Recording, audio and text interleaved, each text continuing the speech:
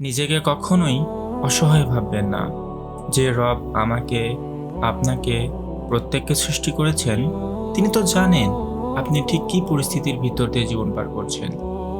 হয়তো আপনার রব চাচ্ছেন আপনি তার কাছে আরও একটু কাঁদুন, আরও একটু। আপনার কান্নায় যেন আপনার গুনাহগুলো ধুয়ে মুছে একদম সাফ হয়ে যায়।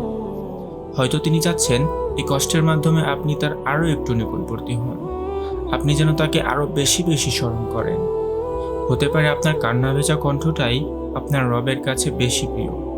বিশ্বাস করুন, আপনার রব ছাড়া আপনাকে কেউই বোঝে না। তাই আপনার রবের প্রতি বিশ্বাস হারাবেন না এবং ধৈর্যের সাথে তার রহমতের অপেক্ষা করুন।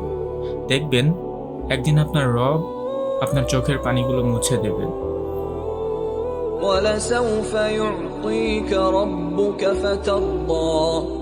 শীঘ্রই তোমার রব তোমাকে এত দিবেন যে তুমি খুশি হয়ে যাবে। সূরা দোহা আয়াত নম্বর 5।